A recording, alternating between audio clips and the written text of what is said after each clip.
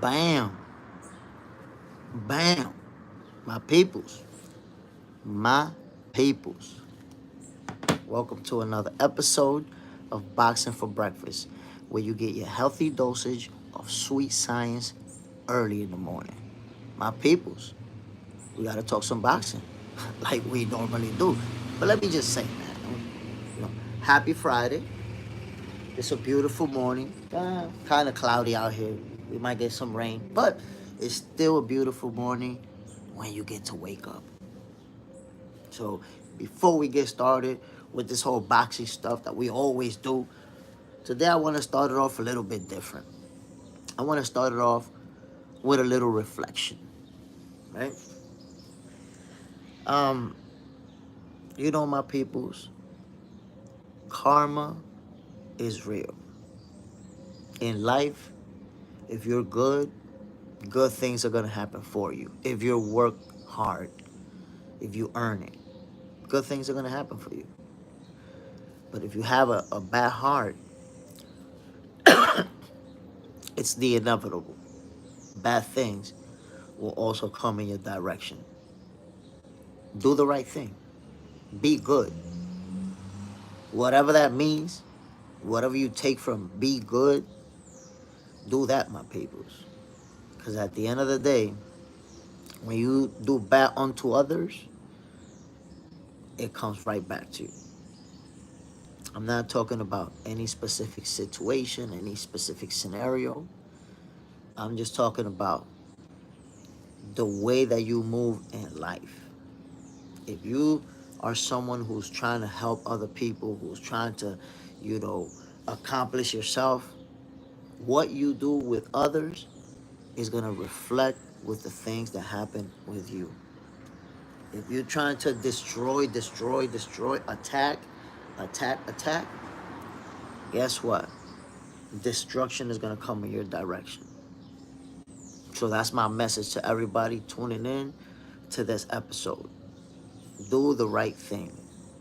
Do your best to do the right thing. Because if you don't, karma will come back to get you. And karma always goes harder than when you went. So, whatever it is that you did, if you backdoor somebody, if you, you know, are in any kind of way scamming people, cheating people, doing the wrong things, it's going to come back. And when it comes back, like I said, it will come back harder than ever. So there you have it, my people. That's my first message of the day to start off this morning show.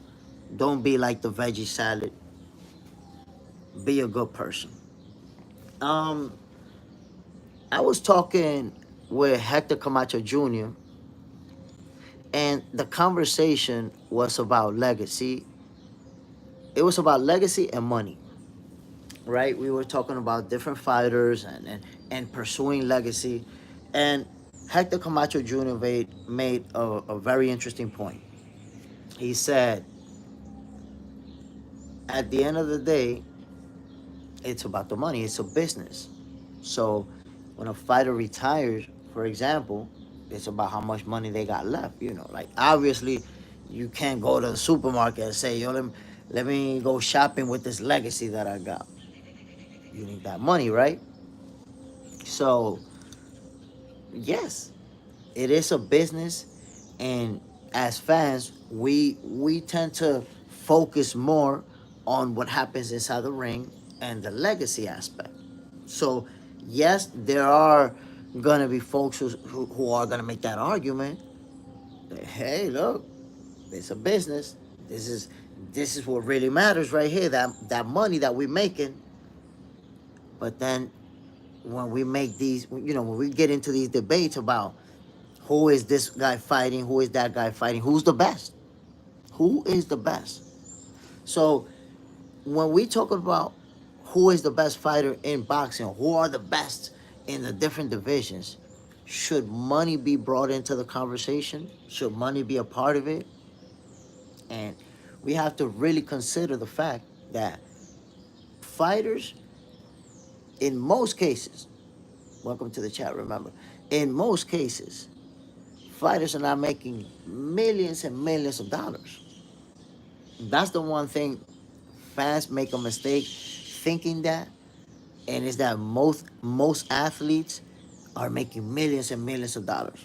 And that's not the case. That's not the case in any sport, including boxing.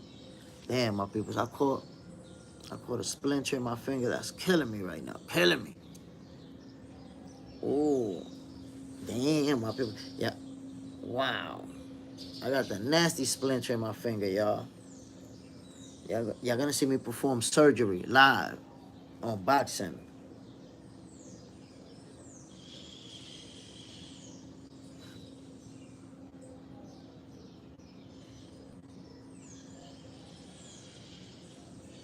Shit, man.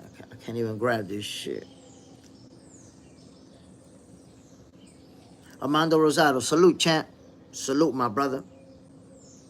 So, the talking point, my peoples, for those of you who just joined in, if we're debating about who's the better fighter, should money be part of the conversation? Because Hector Camacho Jr. and I was having that discussion, and he made a real good talking point. You know, boxing is a business, and at the end of the day, when you retire, you can't go to the supermarket and go shopping with, oh, look at my legacy, right? You need money to do that. But the fact that you made X amount of money, is that going to come into consideration when we're talking about who are the best fighters? Who's the best? Can someone really say, oh, look, for example, and that came up in our conversation, Tank Davis is the best because he made the most money, or he's the best because he sold the most pay-per-views? To which I would say, of course, that means he's very popular. He's, amongst the most popular fighters. But that, in my opinion, how much money you made is not going to say that you're the best, obviously. I mean, Jake Paul makes more money than the overwhelming majority of fighters. Obviously, he's not the best. So I think we have to consider, who you're beating, who you're fighting. And we can even, mesh those two things when it comes to legacy and money. In reality, they usually go hand in hand. If you take a look at the most accomplished fighters, if you take a look at Oscar De La Hoya, he had a run where he was the guy in boxing making the most money. If you look at Floyd, he had a run. If you look at Evander Holyfield, if you look at Mike Tyson, if you look at Sugar Ray Leonard, Duran, George Foreman, Muhammad Ali, all these people in their time, they made lots of money. They were amongst the most paid. So what I'm saying is that if you pursue legacy, you're still gonna get a lot of money if you're good enough, right? If you're good enough. That's the difference between pursuing legacy and only pursuing money. In order to, gain this type of legacy like these fighters, you have to be Hall of Famers. You have to be world champion. You have to be undefeated reigning world champion. You have to, and that's not easy to do. In the process of attempting to create a legacy, it's easy to get your ass kicked.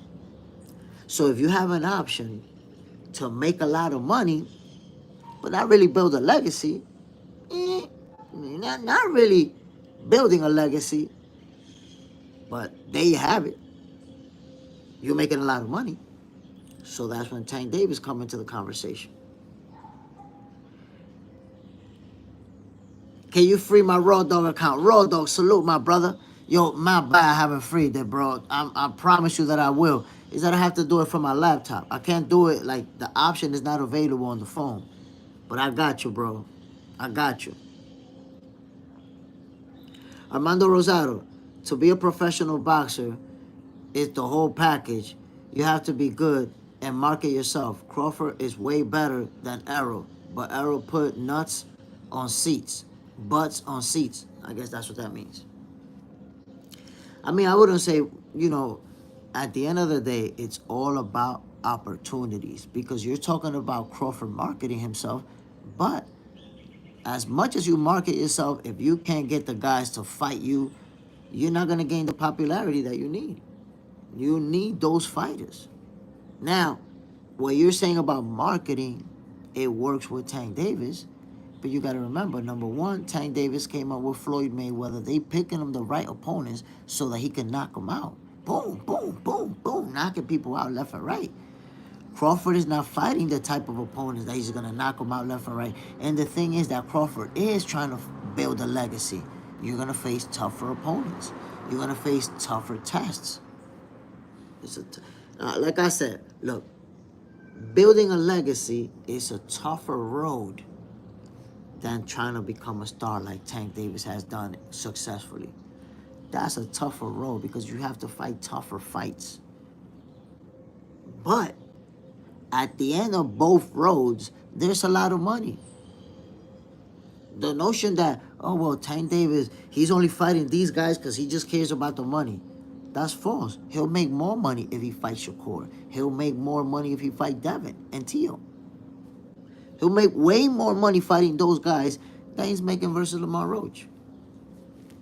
So we only separate legacy and money when it's convenient to do so.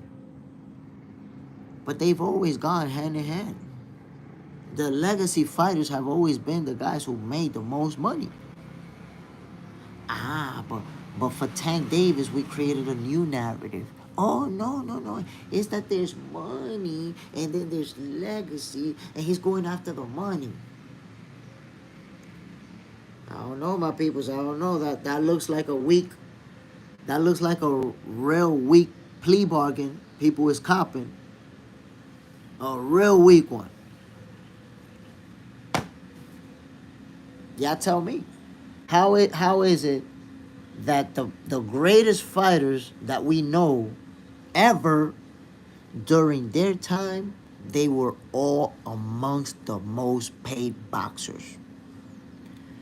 Look, let me just throw some names out there. Muhammad Ali, George Foreman, Joe Frazier, Evander Holyfield, Mike Tyson, Sugar Ray Leonard, Oscar De La Hoya, Tito Trinidad, Floyd Mayweather, Manny Pacquiao, Canelo Alvarez, Triple G, Tyson Fury, of course Tank Davis, if I didn't mention him before. Look at all those names. Look at all those names, my people. Making a lot of money. And I mentioned Tank Davis at the end, but compare his resume to all of those other guys that I mentioned. You think about it. Everybody that I mentioned fought pound for pound fighters, fought some of the best in their era, all of them, except Tank Davis. So to tell me that, oh, he's pursuing just the money, he don't care about legacy, he's just trying to make the most money. No, that's false. He'll make the most money fighting these guys. He'll make the most money fighting the best fighters. So does it really make sense to say, well, when it comes to legacy, you don't have to, because it's really about chasing the money, and that's what he's really chasing. Well, you will be chasing a huge bag. Tank Davis will be chasing the mega bag if he was to say, well, I'm going to move up 2 weight classes and challenge Jerome Bruce Ennis. You know the type of bag that he will be chasing? So yes, my peoples, legacy and money have always gone hand in hand. If you chase legacy, you're going to be the guy fighting the biggest money fight. The biggest money fights, but you have to win. You have to win in order to step up and get those type of Canelo Alvarez paydays. If you get your ass kicked on the way up, that brings you back a little bit and you got to start climbing up again. It's a different process. But if you really are him, 2, 3 big wins like that in a row, and that's it. You're making the 20, $30 million paydays. But Tank Davis has taken a different route. What the fans say is the money route. We now separated legacy and money. That always went together. Because the best fighters, like I said, the best fighters always made the most money. But now for Tank Davis, we separated the two. Oh, no. It's that legacy is different. He's actually going after the money. He's not just going after the money. Yeah, he's going after the money. Hold on, he is going after the money. But he also running from them dudes that'll put the beats on him. He also ducking some fighters. Let's not act like he ain't ducking now. Armando Rosado, Ryan is another one. He's good. I don't think he's better than Tio or Shakur, but yet he's a payday. Rolly, another example. Well, we have to the one thing we have to do is acknowledge that Ryan Garcia and Rolly's, they're very talented fighters. Rolly's already became a world champion, by the way. Yeah, we have to give him his credit for that. He already became a world champion, of a main title, not a secondary, not the Mickey Mouse belt Tank Davis had, a legit world title. So he's accomplished in the sport of boxing. But, they're very popular, but the overwhelming majority of people are not going to have the same opportunity as Ryan Garcia and Rolly's when they get to become that popular before they accomplished. That's not the case. Like, let me give you an example. Look at, right now, a kid like Abdullah Mason. Look at the level of his talent. Like, Abdullah Mason is automatic.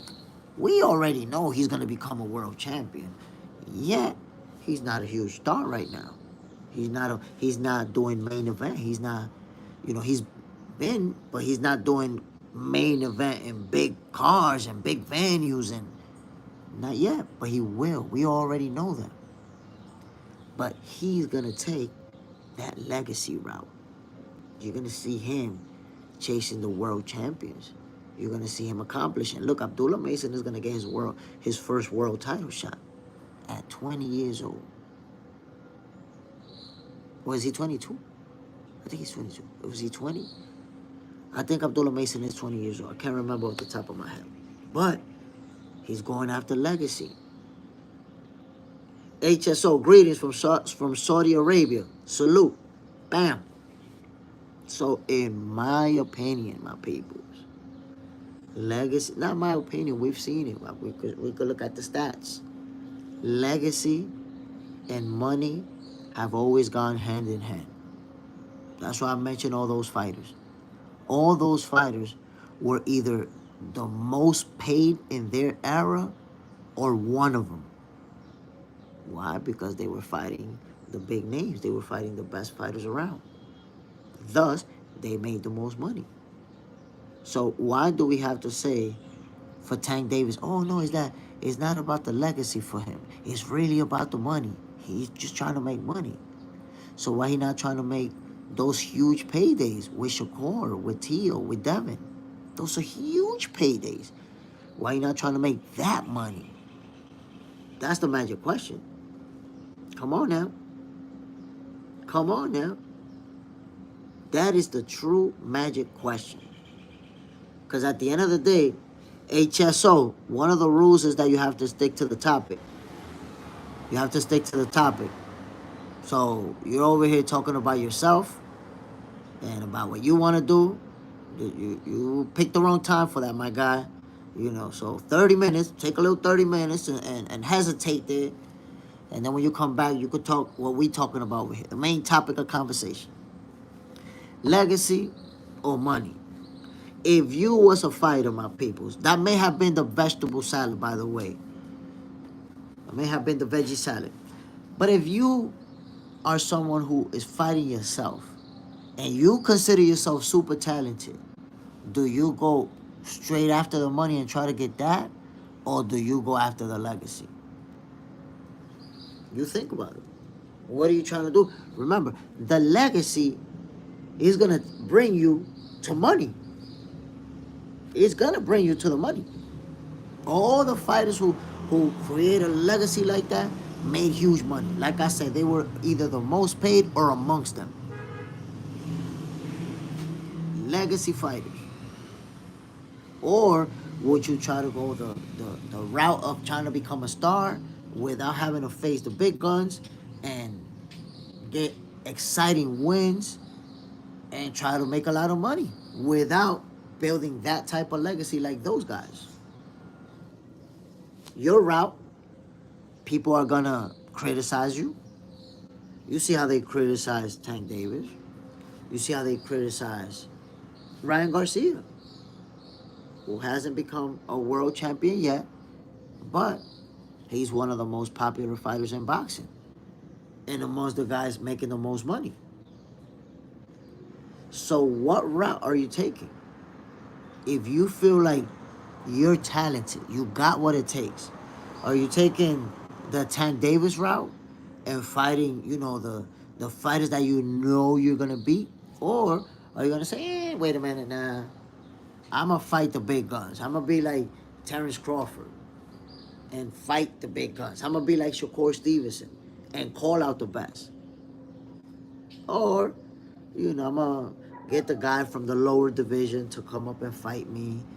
Then I'm gonna move down and fight the guy in the lower division and bring another guy up to fight me and go up to fight this other guy but come right back down. Like, are you gonna maneuver yourself to always get the right opponent to make sure you win?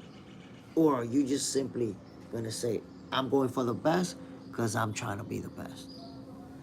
And both of those roads can lead to a lot of money. But if you're talented, if you're good enough, this road of fighting the best is 100% going to lead to making a lot of money. 100% without a shred of doubt. A lot of money is going to be made. If you take the other route, if you take the Tank Davis route, then you need to be explosive like Tank. You need to be generating highlight reel type of knockouts. And that's what Tank Davis has done. It's like, okay, you can knock people out, you can sleep them, you can, perform in a way that, fans want to see it. You could become a star without having to fight the best. Tank Davis is showing you. Jake Paul is showing us. Look at the star Jake Paul is. Man, that's insane too. Armando Rosado, hey champ, you know what really bothered me? What was why they did but Berlanga main event, no belt at all over Shakur and Zapata. That was a hell of a fight. It takes fighters to choose money over. Yeah, man. Listen, Armando, let me tell you.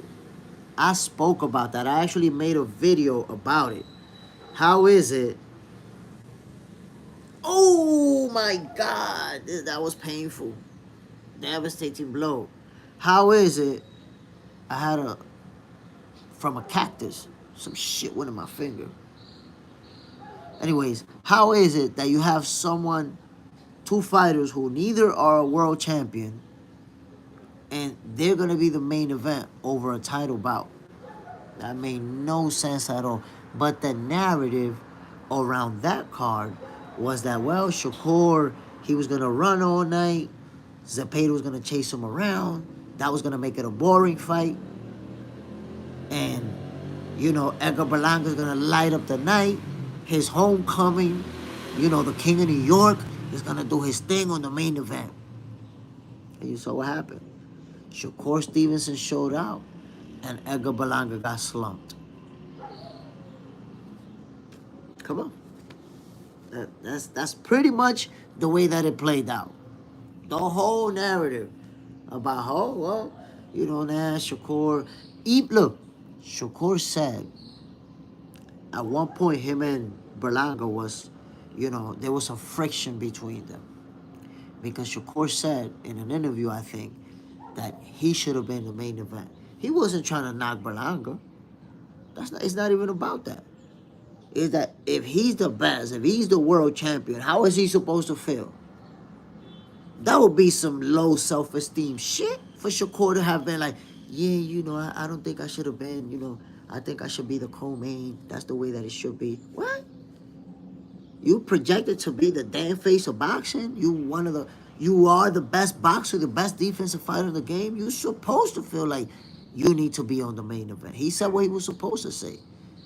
And Edgar Berlanga took that shit personal. And he responded with that, you ain't a star, you boring. You boring. People don't want to see you fight. I'm the star.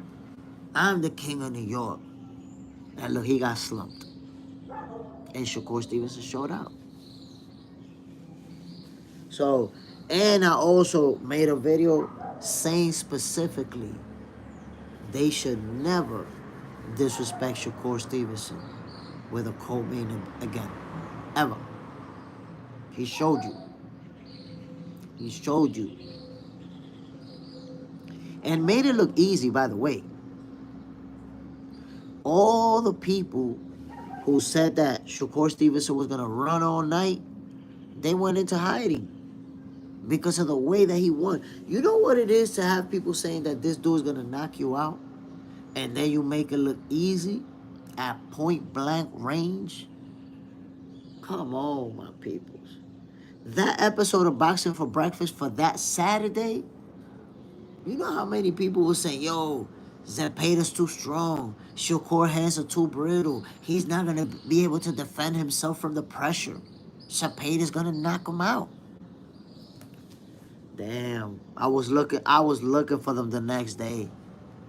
Nobody could be found. Nobody could be found all of a sudden. Come on now. Armando Rosado. Hey, what's up? People not hungry today. Boxing breakfast is served. People hit that like, or people to know breakfast is served. Yeah, my peoples, hit that like button. Let that algorithm bring them in, debate, argue. You know how we do it. But yeah, man, it's early, 6:40 in the morning, a beautiful Friday morning. Come on, man. It's a beautiful morning. Somebody's going to need a timeout. Somebody's going to need a timeout. Take a timeout and watch. You seem angry this morning. My peoples, it's Friday. It's a beautiful morning. You don't want to be angry this early. Come on. Tom Chaney, WBA. Tom, All AB. Your Rolly titles were all right, but Rolly's still a guy who, if you watch his fight with Tank Davis, he was competitive up until the moment he got knocked out. You can't say that he was out there getting washed. He wasn't. He was competitive. If you watch his fight with Ryan Garcia, it's not like he just got lucky and landed one big shot and beat him. He looked good. He looked sharp versus... As a matter of fact, I'm going to tell you like this. Listen to this, Tom Chaney. Rollies versus Ryan Garcia. I've never seen Rollies look that good in any fight ever. That is the best I've ever seen him. Did you see that consistent body shot that he kept landing on Ryan flush? Bah! Where he would just bah to the body. Bah! Bah! He would... Shit just kept landing. And there was a lot of little things that Rollies was doing that you could just tell he had an amazing training camp. I know that there's already that narrative around Rollies that he can't box, he's just a brawler, he's just a wild guy throwing punches, and he just hits hard and that's it. But if we really look at that fight with Ryan Garcia, Rollies outboxed him. He really outboxed him. Tom Chaney, we're here, how Rollies shook. Ryan Garcia felt that power, and it seemed like he was gun shy after that. He was scared. I don't know if that's the case. I'm not in his mind. But in the first couple of rounds, you saw Ryan's kind of letting his hands go, trading with him. And then he got caught with I think it was a left hook to the head, if I'm not mistaken. Boom! I know he got caught with a good one. And from that point on, that's it. Ryan never really let his hands go after that. But I will say, Ryan went through surgery. I think it was hand surgery. And he said that he did not fight at 100%. So that could be a factor. You know, I was thinking, yo, he went gunshot. He got clipped with a good shot. He went gunshot. But after he went through that surgery, that made me think about it. Like, wait a minute. Did he lose because he didn't fight at 100%? That's a possibility. I'm being honest with y'all. If you watch the fight, Ryan Garcia's punch output suggests that he could have been hurt and just couldn't let his hands go like he wanted to. Armando Rosado, champ. I'm not saying Rolly's bad. I'm just saying he can sell the fight better than what he can't fight it. Well, shh. So, look, Rollies is real good at selling a fight. Damn, these cats is over there fighting. Rollies is real good at selling a fight, but it's what you're saying is not fair, bro, because he sold the fight and he fought it real good versus Ryan Garcia. There you go. So I think it's not fair to say that he can't sell it. He sold it. I mean, it's not fair to say that he can't fight it because he sold it and fought it and looked good doing it. And look, I could tell you about myself. I have no hesitation in telling you when I'm wrong. None whatsoever. When it comes to Rollies and Ryan, I was 100% wrong. Yo, y'all hear them cats? God damn. I was 100% wrong. Why? I predicted that Ryan Garcia was probably going to knock him out. I thought it was just going to be the usual Rolly, just coming forward and just throwing punches. Ryan Garcia's going to time him. Boom! Lay him down. Oh, no. It turns out that Rolly showed up with a consistent jab. A jab that was non-stop for 12 rounds. Bang! Bang! Every time they wasn't, trading, bang! Bang! That Rolly's jab, Salas, iconic Cuban trainer, had Rollies looking better than ever, my peoples. So that whole narrative about Rollies can't fight, he's not that good. He's just a guy who throws punches. He's working with Salas, my people, and I'm telling you, for a moment, let's not think about the narrative that Rollies is not that good. For a moment, let's forget about that and just let's judge him by his performance on Ryan Garcia and think about what did you see in the jab? What did you see in the counterpunching? What did you see in the patience? What did you see in the footwork? There's a lot of what did you see in the work to the body? I'm telling you, Rollies has gotten better. And when I say he has gotten better, I'm talking about from the technical aspect. If you look at his last fight and judge that. That's it. That narrative that Rollies can't box and he's just wild throwing punches, you're going to have to forget that narrative. Rollies is young, and the people he's working with are developing him further, man. He's actually getting better. Those who thought he was just stuck as a brawler, now we're going to see Rollies boxing, man. Armando Rosado, Shakur is way better. Theo, way better. Norman is better. But yeah, Rolly gets paid more than them. I'm not going to say that he gets paid more than them because I think that there are fights, that he's getting that allow that to happen. Remember, Rolly's fought Tank Davis. You fight Tank Davis, you're going to make more money. So part of him making more money is also the opponent. I guarantee you, when he fought the old man that people felt beat him, when he fought, I can't remember the old man's name. Damn, big. Old guy can fight too. When he fought the old man, I guarantee you he didn't make more money than Tio, than Shakur, than all of them. He made more money because he's getting the opportunity to fight names. Tom Chaney. Same I saw, big skill, uptake and Rolly.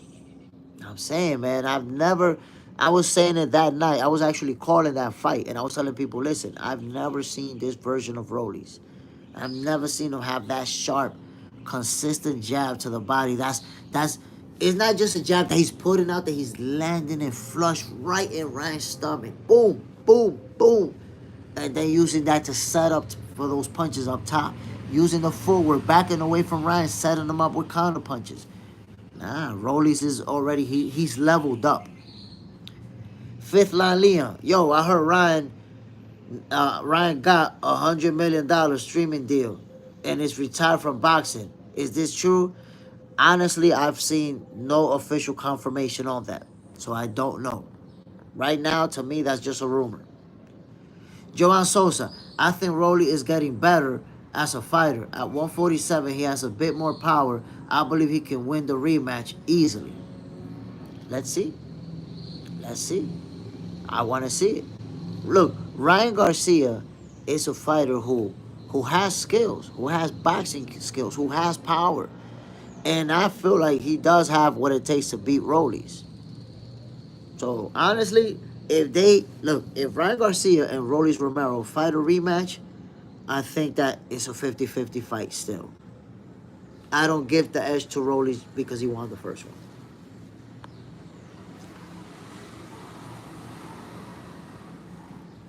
310, man, Ruth, Boxing World, what's up? Grand Rising, salute, my G. Bam, Armando Rosado.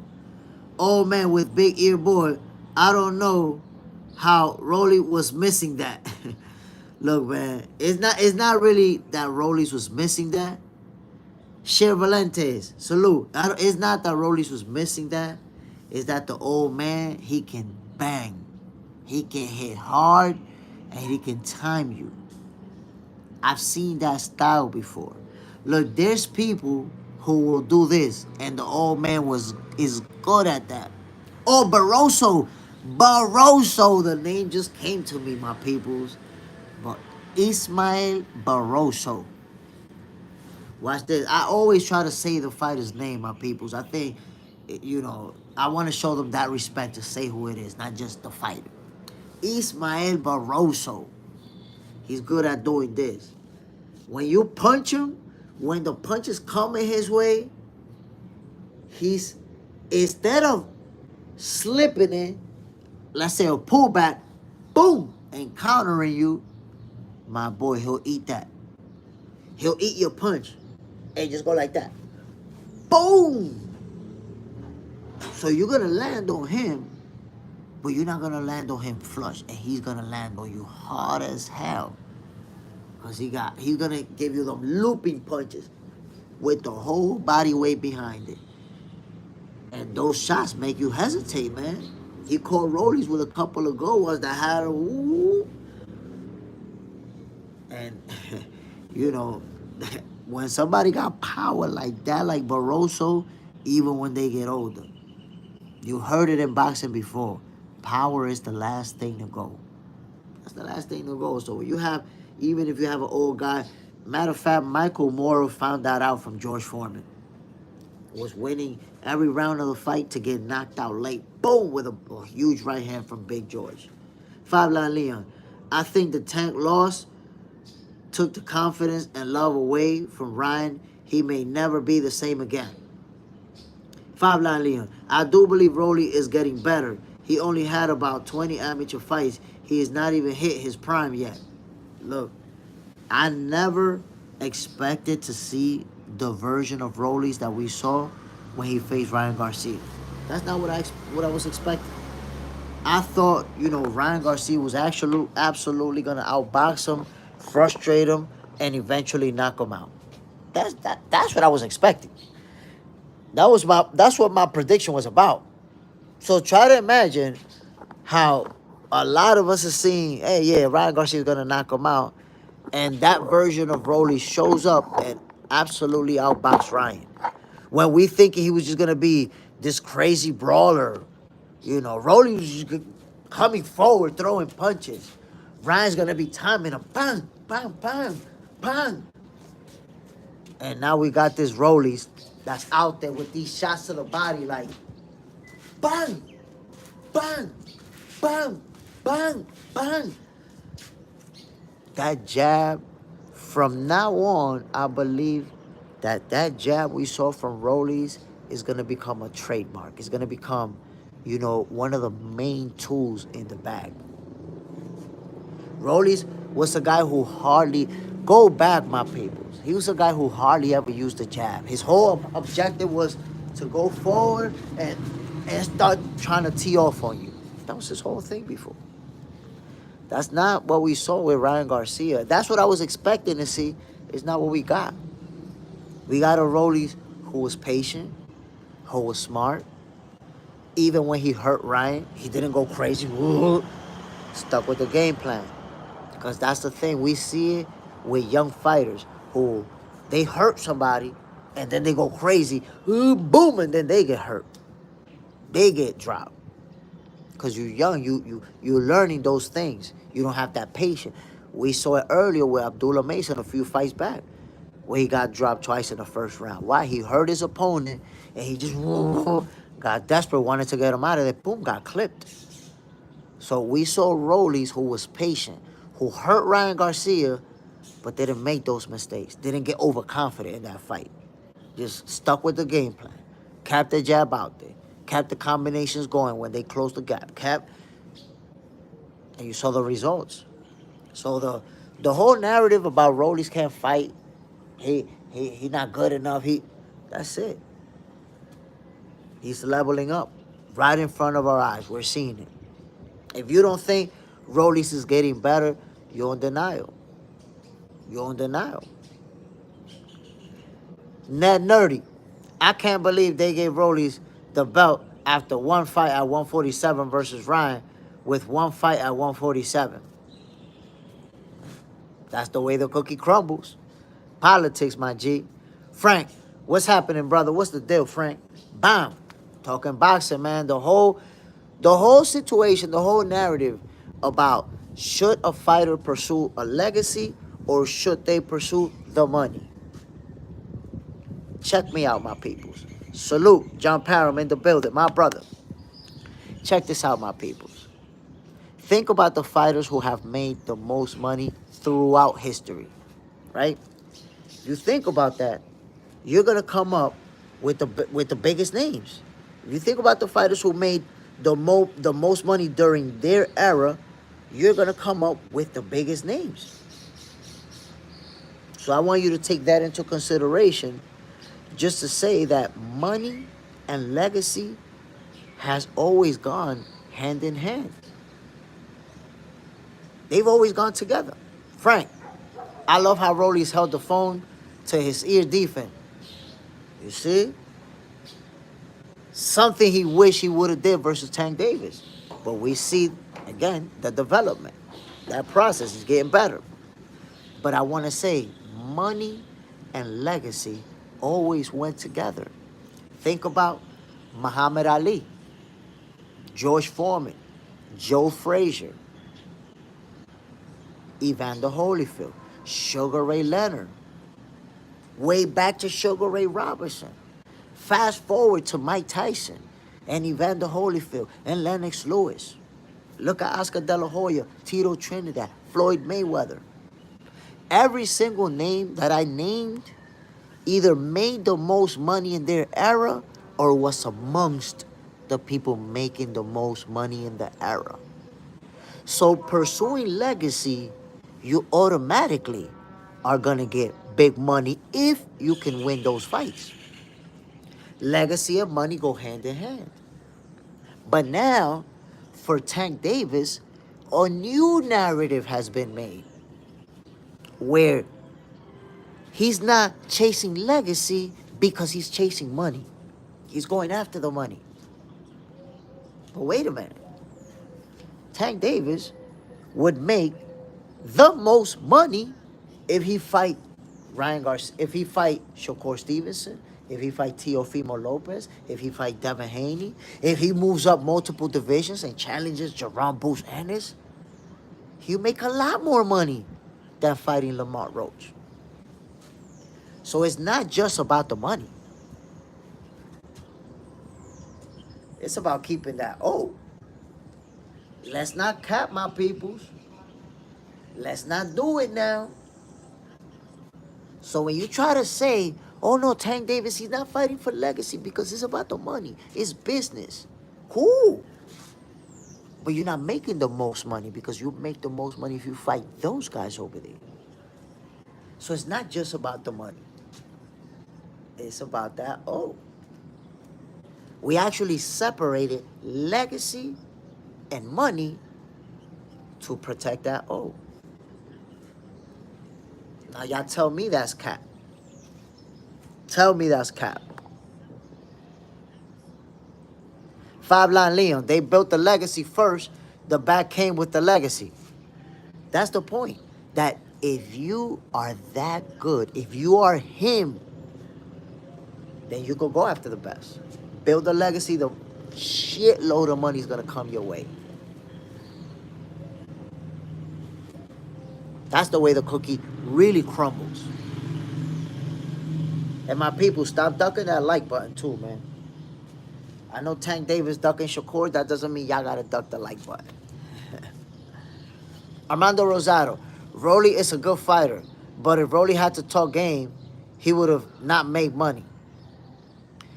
Well, the one thing is that Rollies has done an amazing job of marketing himself.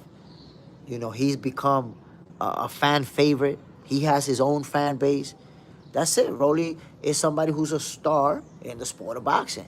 But as much as people want to diminish his skills, he went all the way up to becoming a world champion. No matter how, you could try to diminish and say, no, he didn't do this, or he didn't beat that guy, or he didn't. He became a world champion. Made it all the way to the top. That's it, man. You cannot knock him for that. You got to respect him. No matter what we say, Rollies will forever be down in history as a world champion. Joan Sosa. Ryan Garcia is not focused thinking about streaming deals and coming from a hand surgery. I want to see if he still has the power on the left hook. We're going to find out. We're going to find out. The one thing about Ryan Garcia, man, is that he's very talented. I've always told people I feel like Ryan Garcia, if he's going to stay in boxing, because I don't know how much of his time that streaming deal is going to take, or how much of his fire is going to go away from wanting to do that. But if he's going to be focused in boxing, I still feel like Ryan Garcia is going to become a world champion. I feel like he's going to find himself in a situation where he's fighting for a world title and he's going to win. Whether it's by brutal knockout or goes the distance and he walks out of there with a W. Honestly, my people, I see Ryan Garcia becoming a world champion still. Somehow, some way it's going to happen. The Hydro Grind. Good morning, my peoples. Let's get this boxing breakfast. You know it. You know it, my peoples. This boxing for breakfast is on right now. Enjoy your breakfast. And by the way, what y'all having for breakfast, my people? This morning I had pancakes and eggs. But it was the wheat pancakes. It was good. It was good. I ain't even gonna cap. I want you to take this into consideration, guys. Right now, Tank Davis is 30 years old. That's not old. He's still young. He's dead in the middle of his prime at 30 years old. Super strong, super fast, sharp. Tank Davis has it everything right now as far as his physical abilities. He said that he's going to, after Lamar Roach, that's how I took it. People are thinking that he was going to skip Lamar Roach and go straight for Pacquiao. But no, he has a rematch clause with Lamar Roach. That fight is happening, or it looks like it's happening. Think about if he does what he says he's going to do. He says that he's going to go after Manny Pacquiao, but if that fight can't happen, he's going to move up to the 140 division. What if he does that? What if Tank Davis goes up to 140 and now his career is actually going to shift into him fighting the names? I would love to see it, man. Because we've been down, right? We've been down like, oh, man, Tank, he's going to fight Jake Paul at the end of the year. That's what is being floated around. And he's probably going to quit boxing. They're saying he's going to retire after that. Tank himself floated the idea of retirement around. You know, look at the rumors right now that's been swirling around that he was going to retire. That turned out to be cap. He's saying, no, I'm coming back. I'm fighting. I'm not going anywhere. So it's like with Tank Davis, we don't really know what's going to happen. Is that gray area where we're thinking, is he going to fight Jake Paul? Is he going to retire? Is he going to stay? Now he's telling us he's going to either fight Pacquiao or go to 140. Which coincides with what I try to tell you guys. Some of you was probably on here when I said I don't think that he can continue to make 135 at 30 years old. When he's been making that weight class for 5 years. Can't do it. I don't see it. Andrew, Tank could and probably will like every other boxer once they go into 30s and can't drop as much weight. Appreciate the likes. Facts. So Andrew, I've been saying this and it's crazy because I have folks who debated hard with me about this subject of Tank Davis making weight at 135. People telling me that he's making weight easily, that he's a very small guy, and I just try to refer people to very simple logic. Look at this logic, my peoples. Look at yourself. If you're older than 30 years old, remember where your body was when you was 25 versus when you were 30. Think about that. When you were 30, you could get in the same shape as you were in at 25, but now it's a lot harder. It's a lot harder than it was when you were 25. Now, when I was 25, 2 weeks doing push-ups, and you see my little chest puffy and shit. That's it. It don't happen in 2 weeks no more. Now I need a couple months, bam, bam, bam, bam, to get it going. The body's not the same. It's the same thing with losing weight. When I was a kid, as an amateur boxer, losing weight was like this. Not so right now. At 48 years old, 47 years old. Not so right now. So it's simple logic that tells you, if Tank Davis has been making weight 135 from the age of 25 years old, and he's 30 and still making that weight, logic's got to tell you that he's struggling to make it. Logic got to tell you. The hydro grind in the 30s, life just hits different. You think more about family and other priorities. That's a fact. I'm going to tell y'all something. Yo, this is some funny ass shit. The day that I turned 30, the same day, yo, I got out of bed and said, oh shit, what the fuck?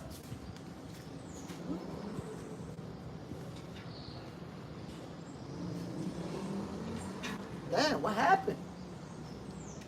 Yo, so the day that I turned 30, I got out of bed, bro, and I had a knee pain that I had never felt in my life. In my whole life, I never felt it. And it wasn't like a bad pain, like I wasn't limping around or anything like that. But the day I turned 30, bro, the same day I got out of bed and said, oh shit, what the fuck is this? Oh shit. Damn, what's going on out here? That's it.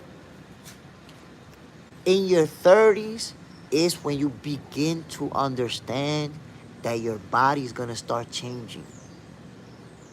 That your body's not gonna be as strong as it was. That it can be as strong, but you gotta work a lot harder to get there. Before, I could spend 1 month doing sit-ups, pam, pam, pam, pam, pam. 1 month, you see me shredded up. Look at the abs. Guess what? If I want to see some abs, I need like 6 months now. 6 month dieting, sit-ups. Maybe sit-ups in the morning, sit-ups at night. 6 months. I used to do that shit in 1 month. There we go, we good. The body changes, my people. So when you see Tank Davis, just consider the other guys who are younger than Tank Davis. Look at Shakur, look at Devin, look at Tio, and how they moved up in weight as the years have passed. In the last 5 years, Devin Haney probably moved up 2 divisions already. In the last 5 years, Devin Haney probably moved up twice. Shakur already moved up. Teofimo moved up twice. And Tank Davis clinging on to that 135 division for dear life. You gonna tell me he make it weight easily? Of course not, bro. Of course not. At that age, matter of fact, I'm gonna put it to you like this. In real life, in the real world, do you know anybody who 30 years old who walk around weighing 135 pounds? Y'all tell me. Y'all tell me. How many people you personally know in real life that is in their 30s and weigh 135 pounds? And it can't be a girl, some little petite girl that weigh 110. And then I'm gonna ask y'all the magic question. Watch this, my people. Let's do the survey. Remember, Tank Davis, 30 years old. Been making 135 pounds for 5 years. So I'm going to ask everybody, or those of you who don't feel, shy about it because people be hurt and all that, right there on the chat. How much do you weigh? Don't write anything. Don't just put a number. Put a number right there. I want to see how many 135 pounders we got on the chat right now. Go ahead. How many 135 pounders is in the building right now? Look, 166. J Max, 165. Probably Real Moon, 239. J Smith, 140. You see? Two people chimed in. Not a single 135 pounder. John Parham, 321.4 exactly. Where's the 135 pounders that are in the building? Your green thumb, 185. So you see, my people's 135 pounds. That's a little kid's weight.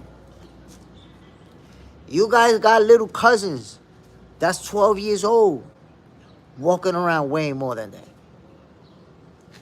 There's little girls that's 13 that's weighing more than 135 right now. Come on. J Max, when I was 30 and 41 hours.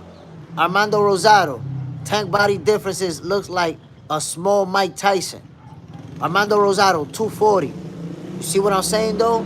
That Tank has a wide frame. So people look at him being short, they say, nah, but he's short, he's little. But look at that frame. Look. John Parham, Jay Smith, how tall are you? 5'5". And I weigh 140. 140.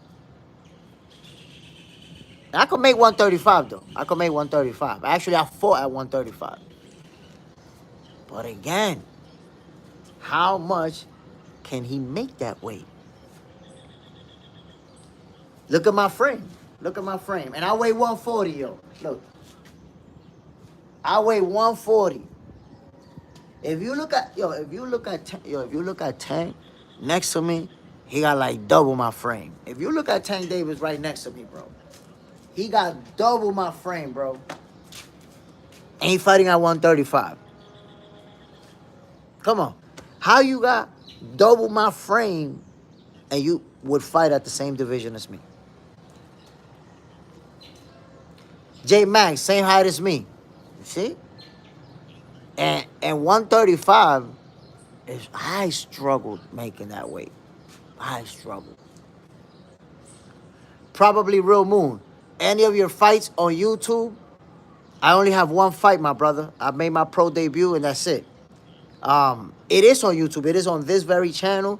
If you go to the videos and you scroll down, you'll be able to find it. So, my peoples, let's talk about the whole situation with Canelo Alvarez and Terence Crawford. Do you feel comfortable with your pick? Or at this point, do you already understand? My brother John Parham, do you understand that you need to already cross over and change your pick at this point? Or are you still sticking to your guns and going with Canelo Alvarez? Let me know. At this point, I think you guys have had enough time to change your mind and say, you know what? I'm going with Terence Crawford to beat that ass. Terence Crawford's going to beat that ass. J Max, man, I didn't know you boxed. Yeah, my brother, I boxed as an amateur. And I see the thing about the pro debut, some of the people in here already know the story. Let me give you a quick recap. I boxed as an amateur. I wanted to become professional. Ended up getting out of boxing, the girls, the partying, got out of boxing young. And I always wanted to turn pro and never did. So when I was in my 40s, 44 years old to be exact, I knew a promoter here in the Dominican Republic. And I told him, yo, I want to fight. He had a card coming up. And before I knew it, I was signing a contract, making my pro debut. So I only have one fight in the books. The results is that I lost. It went the distance. It was a competitive fight. I dropped my opponent. He dropped me. But, I got up. I didn't get counted out. We both dropped each other. I dropped him in the third. He dropped me in the fourth. With like 1 second to go in the fight, he dropped me. I got up, but the fight was already over. And he won on the cards. But it's an experience that I always tell people, man, I would never take it back. If I can find an opponent close to my age, you're going to see me fighting again. One day you'll see me fight. The thing is that I was 44 and I fought somebody who was 35, 9 years younger. He had an advantage, so he had the height, the reach, the strength, size. So I couldn't overcome all of that. John Parham. Honestly, I was 90% Canelo would win. Now I'm about 65% Canelo would win. Canelo in 10. Ooh, Canelo by stoppage. J Mags, that's awesome. Appreciate it, my G. Bam. John Parham. Now, I will say I'm at 70% Canelo. The Hydro Grind, Canelo in 10. Agreed. Man, y'all going to be disappointed. Y'all really going to be disappointed. Probably Real Moon. Can't find the video. I'm going to show it to you right here. So, I just hope, my peoples, I just hope for the guys that are predicting Canelo by stoppage, I hope that you guys don't disappear. Please don't disappear when it happens. I remember a lot of people who have disappeared. Look at the video right here. It was 4 months ago, and it's titled, Jay Smith makes pro debut at 44 years old. Look at it right there. It's that one. Bam. So scroll down. I posted it 4 months ago. J Max, Canelo is not winning. You see, that's what I'm trying to tell you. J Max know what's going on. He trying to tell you what's going on. J Max, school him. School him. I'm telling you, my peoples. Look, and I said it before. The sooner you accept that Crawford is going to win this fight, the less painful it's going to be to watch Canelo take that ass whooping. Because I'm trying to tell y'all, Crawford is not just going to beat him. He's going to whoop that ass. Then it's going to turn into a pummeling session. So, if you already understand it, if you already say, yeah, Crawford's probably going to whoop that ass. If you understand it, when it happens, you're not going to be as hurt. It's not going to be as painful to digest it. Because, listen, man, that arrow beating, it really hurt a lot of people. Till this day. Rocked them to the core. You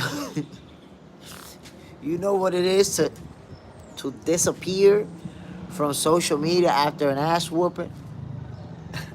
Come on, my people. John Parham, I definitely don't see an ass whooping either way. I think it's gonna be a very competitive fight, but towards the end, I'm starting to see an ass whooping. Starting to see Crawford just absolutely dominating and ass whooping Canelo. That's, that's how I'm seeing it, bro. I gotta keep it 100. Gotta keep it 100. I'm starting to see, but it's like I said, it's gonna be a very competitive fight in the beginning. It's gonna turn into a chess match. By the third, fourth round, it's a chess match now, where both fighters are having their moments, with Crawford edging it out. But by the time they get to that 10th, them championship rounds, listen, man, Crawford already got him figured out, already got the timing, the space, the everything going on, and that's it. I see an ass whooping. I see an ass whooping. I see myself making that call. That was a devastating blow, ladies and gentlemen. Oh, what a shot from Terrence Crawford. Canelo Alvarez is feeling the pain. I could envision myself. I could envision it. The same way, because I was watching Andre Ward. No, it wasn't Andre Ward. It was somebody out there saying that Terrence Crawford, it was the Magic Man, Antonio Tarver.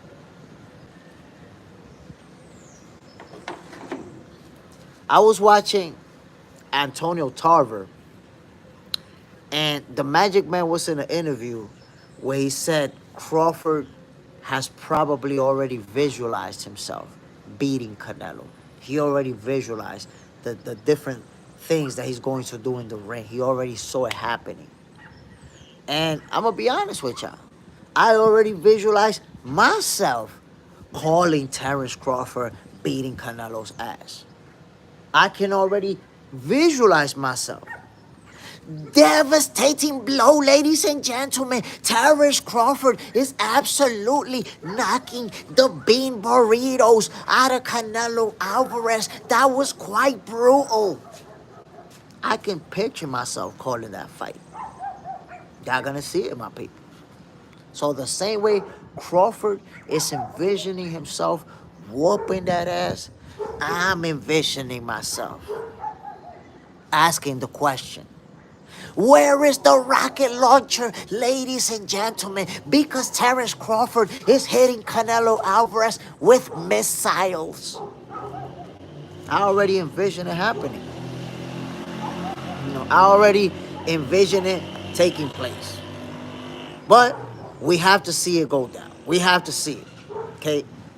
Stabby, take a little break. You can watch me. I know you're the #1 fan.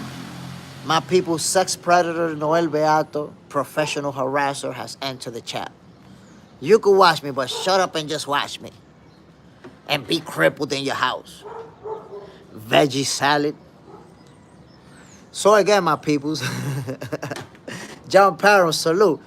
Just give him a little time out so you could tune in and watch. But again, Terrence Crawford, I see him, he envisioned it and I envisioned it. We both envisioning that ass whooping. Juan Ocasio. Yo, good morning, box center Juan Ocasio. Bam, salute. Salute. John Parham, enjoy some ranch dressing. You know it. Veggie salad, man, is just gonna have to watch. Throw some lemon pepper, something in there. Listen, my people, listen. All I'm saying is that at this point in the game, Terrence Crawford is envisioning himself whooping Canelo Alvarez, and I'm envisioning myself calling that ass whooping live. What a devastating blow from Terrence Crawford. Canelo Alvarez is wobbled. And what a brutal beating. Oh, what is going on, ladies and gentlemen? He is absolutely... This has turned into a pummeling session. Canelo Alvarez has been invited to a pummeling session, but he was not aware that he was to be the pummelee. I could envision me calling a fight, man. I'm telling y'all. John Parham, Jay Smith, we need to wrench up Juan, in my opinion, but your call. Oh, now, hold on, because Juan Ocasio has been a real one, has been expressing the boxing IQ, has been flexing the boxing knowledge in the building. Yo, Juan Ocasio. Mr. Juan Ocasio. Bam, salute. Welcome to the family. The hydro grind. I've seen Crawford getting rocked too many times. You've seen Crawford getting rocked too many times? Too many times. That's interesting, the hydro grind. You've seen Crawford get rocked too many times. Now, he's had 41 professional fights. Do you want to enlighten me? You want to enlighten me and tell me at least 5 or 6 of these too many times that you're referring to? Because, wow, you seen him get rocked too many times? Whoa. I don't know. I've been following Crawford since his fight started getting televised, but I haven't seen him rocked too many times. So I don't know what you call too many times the hydro grind. Let me know. Help me out here. Maybe you saw something that I didn't. J Max, I want to go to that fight bad, man. That's a fight, man, that you're going to see all the big stars, all the celebrities, everybody else. That's going to be huge, man. That's the biggest fight in boxing. And it's going to be the biggest fight in a very long time. Now, Benet, I didn't like how Crawford was taking right hands from Madrimov. Okay. I didn't like how Canelo was taking right hands from Bivol. I didn't like the way that Canelo was getting his ass whooped by Bivol. What did that got to do with anything? I don't know. J Max, when, where? John Parham. Canelo does get hit harder for sure, but Canelo pop is not the same. The hydro grind, Jose Benavidez rocked him. Gamboa and Madrimov too, rocked. Meaning getting hit flush and looking hurt. So wait a minute. So you're trying to tell me that a guy with 41 fights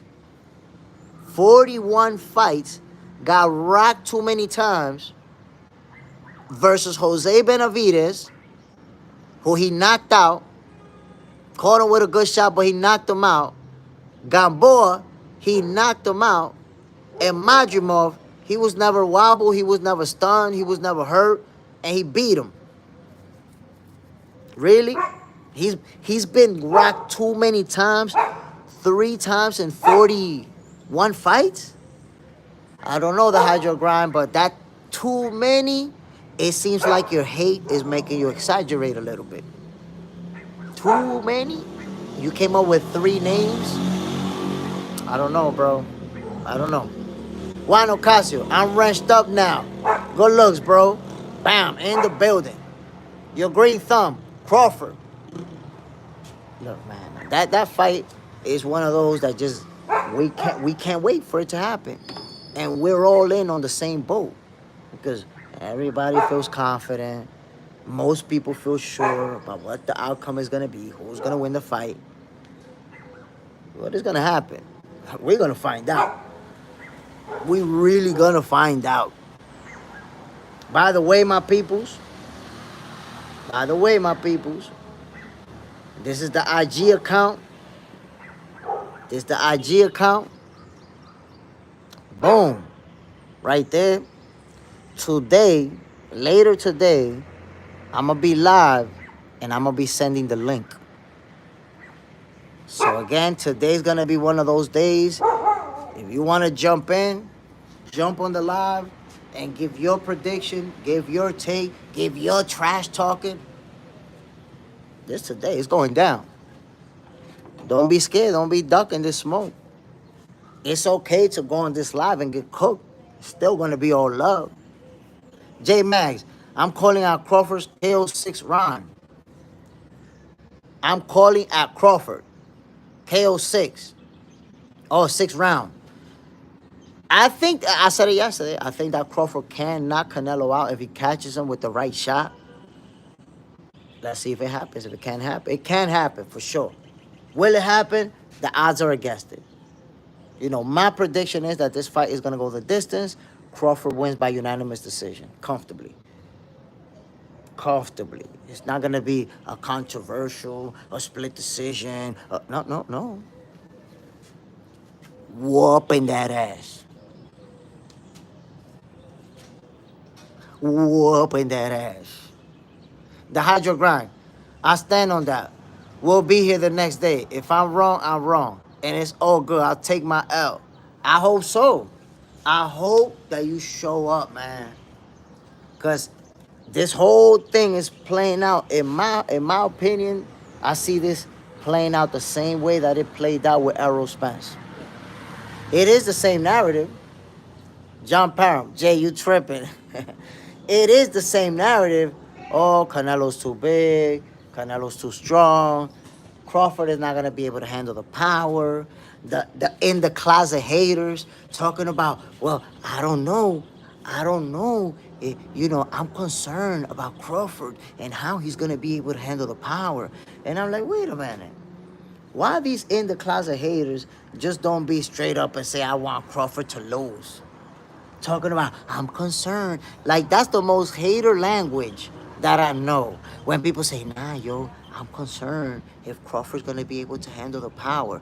The same people were saying, I'm concerned if Shakur is going to be able to handle Zepeda. What concern? Since when do we become concerned about shit like that? About what somebody might not be able to handle? Come on, man. Juan Ocasio, I don't think Bud knocking out Canelo. I don't think he's knocking him out, but I do believe that it's possible. I do believe that it can happen. And myself and Camacho Jr. was talking about this same subject. And he knows because he's a fighter. And I try to explain this to people.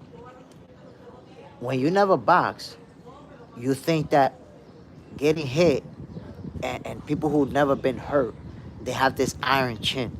Right? They have this chin and it's all about the chin. And the guys who get knocked out, they got the glass chin. And what I was talking to with Camacho about is the neck, that people don't understand the function of the neck. And what really happens when you get hit with that shot you don't see coming. Frontline, Smith, chat fam. Salute, my brother. Bam. So let me give you guys the scoop. And I've been in the ring. I dropped my opponent, and he also dropped me. So I could tell you firsthand, because a lot of people want to give you an explanation, never even been punched in the face. If you ain't been punched in the face, how you going to know what it feels like to be punched in the face? You don't know. So I'm telling you, Canelo Alvarez has a very strong neck. You probably seen him do that exercise where he put that weight in his head and he lift the thing up. And you can see that he has a very wide neck, right? He'll get punched and you see that his neck barely moves. So let me explain to you something. When you get hit with a shot that you don't see coming, the strength that you got in your neck is not going to help you. Because if you have a strong neck, when you get hit, bang, bang, your neck, it holds you down. It keeps your posture. But no matter how strong your neck is, if you get hit with a big shot that you didn't see coming, your neck is going to do this, look. Boom. No matter which direction, but it's going to go boom, boom, boom.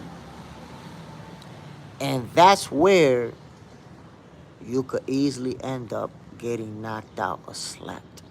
Why? Because when you don't see a shot coming and it hits you and your head moves with the force of that shot, boom, guess what? Your head moves around inside your brain moves around inside your head. Looks like the veggie salad trying it, man. Come on, veggie salad. You got to try harder, veggie salad. So you get hit in the head, and it's like, boom. Once that happens, your whole equilibrium gets knocked off balance. It's a different ball game. It's a different ball game. That's what I want you to understand. Whole different ball game at that point. You have no control over your body. Once your head does a certain movement and your brain does something on the inside, control over your body is gone. That's it. Whether it's your knees, your arms, your whatever. You're done. You're cooked.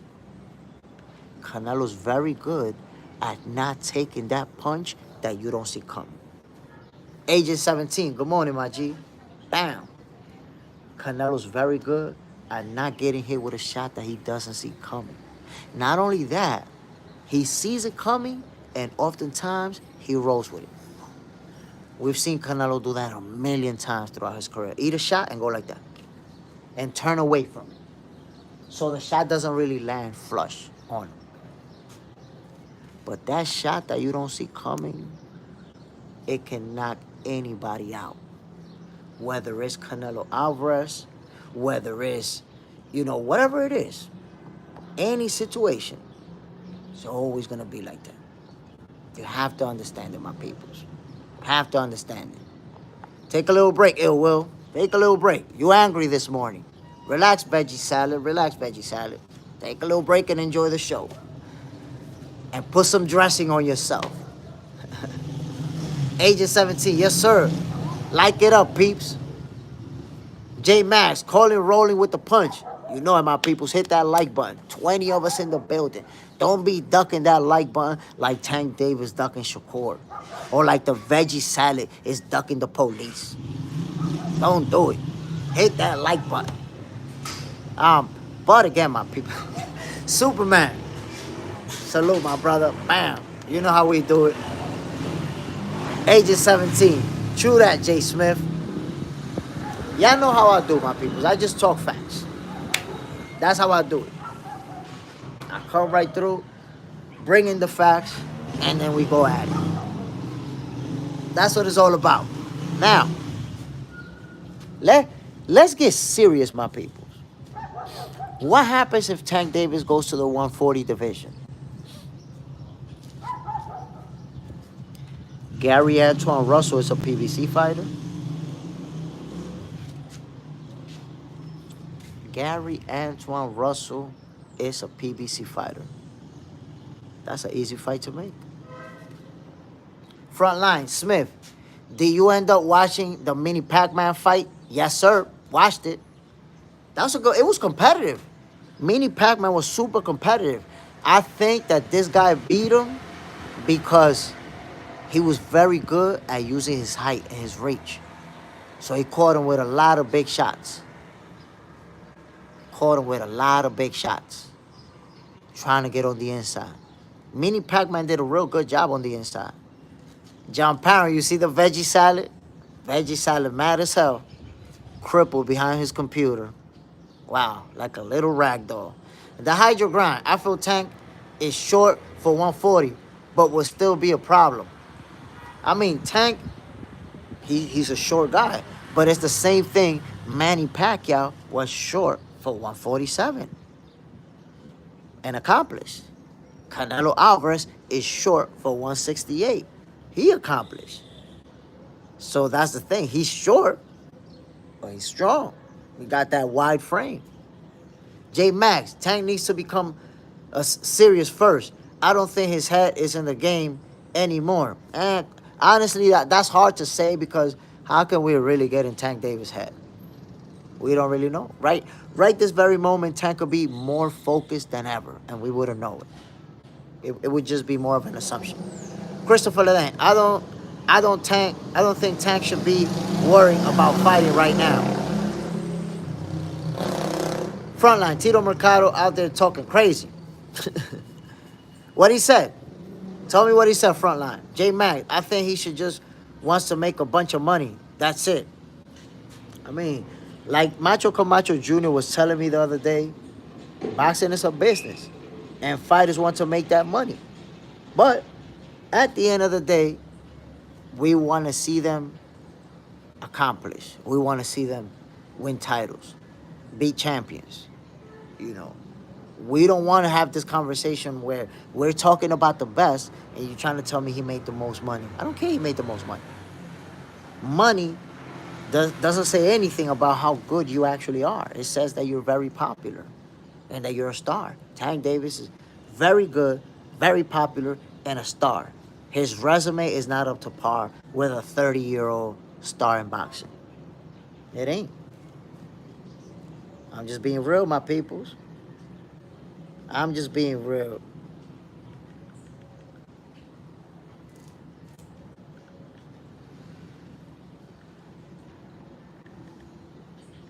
But we digress. We digress. The magic question was not answered. Should Tank Davis move up to 140? Who should he fight in that division? Yeah, tell me. Frontline. He talking crazy about Puellos Matias Hitchens. Oh, damn. That's how he doing it these days? I'm going to have to check that out. See what he talking about. John Parham. Anybody in the chat knows actually how to box, check out Agent 17 channel and give him some pointers. The Hydrograd. Money says you're a good entertainer. Good boxer is another thing. I agree with that. Money doesn't necessarily prove that you're a great boxer. But if you become a great boxer, money's going to come with that.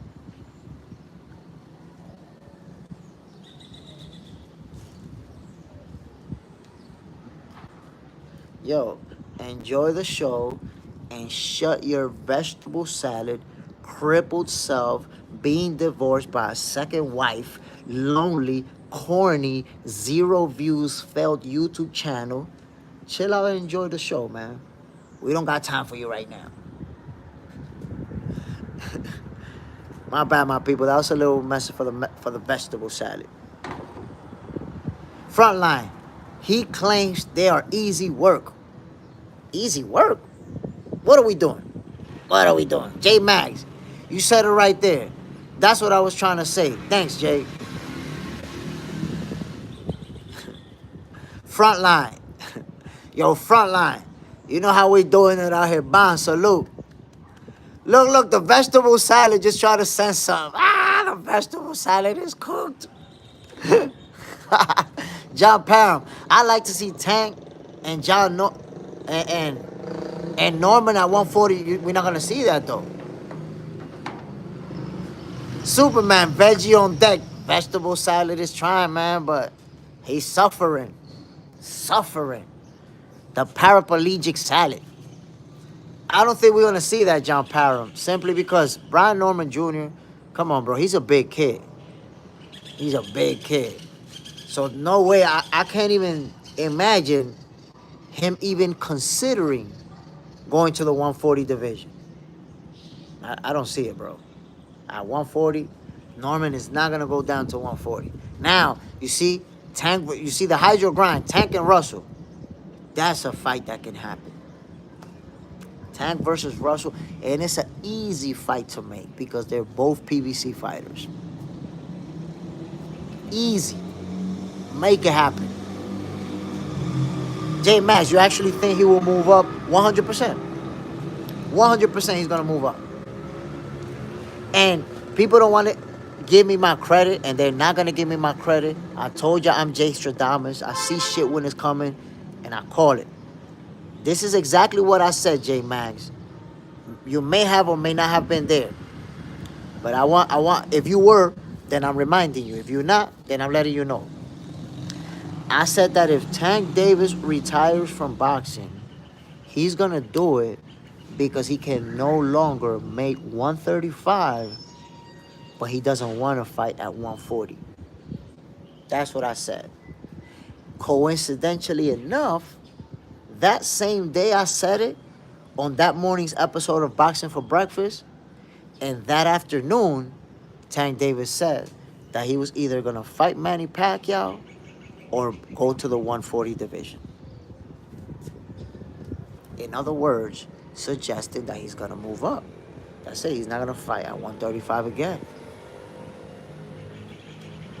Listen, fighters who move up in weight, it'll be very hard for you to find a fighter who moved up to 135 and stayed there for 5 years like Tank Davis has.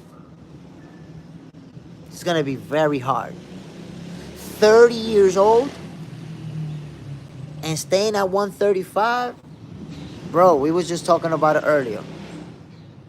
You guys know 12-year-old kids who weigh 135. Tank Davis is fighting at a weight that there's little kids walking around like that.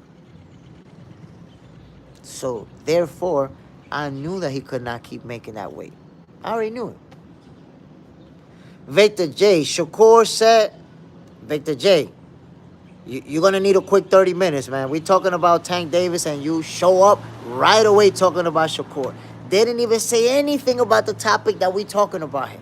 Right away with the Shakur hate. Take a little 30-minute break, man, and come back on topic, my G. Can't have you just jumping in automatically with the Shakur hate. Stop.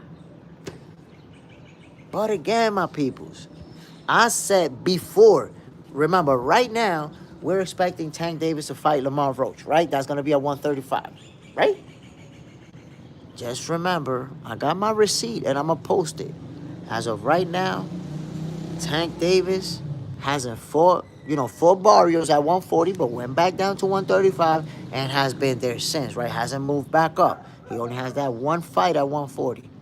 I told you guys, and I've been telling you consistently, that if he's not retiring, he's going to have to move up because he can't keep making 135. So soon, possibly for the right after Roach, his next fight will be right away at 140. And you're going to be like, damn, Jay was right. Give me my flowers. At least give me my flowers.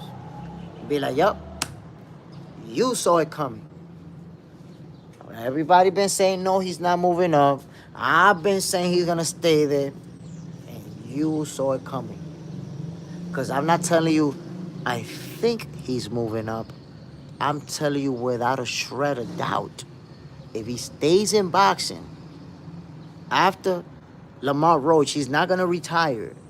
He's moving up. I'm not assuming it. I'm not thinking it. I know this. The Hydro Grind. Does Tank clearly beat Lamar this time? I mean, he didn't win the last time. He didn't win the last time. He clearly lost. The real question is, does Lamar Roach beat Tank more decisively this time? Or can Tank Davis turn it around, make adjustments, and win the fight? I got Lamar Roach winning it. I got Lamar Roach winning by decision. Why? Because the way he fought that fight, I feel like he got Tank Davis' number. I feel like he got his number. This fight, think about it, my peoples. Unbiased Brim, noted. Think about it. This fight did not, and I've said this a million times at this point. Tank Davis and Lamar Roach didn't go the distance because Lamar Roach was out there to survive, because he was clinching excessively, because he was running. He wasn't using survival tactics to go the distance with Tank Davis. He was whooping his ass for 12 rounds, walking him down, putting hands on him. Mussolini, what's good with you, man? This nigga Mussolini playing games out here.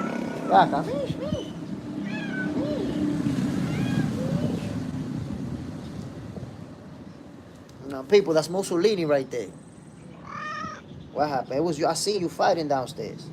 I seen you fighting downstairs, son. Getting into fights and shit. Seen you getting into fights. Agent 17, I think Tank will adjust and beat Roach.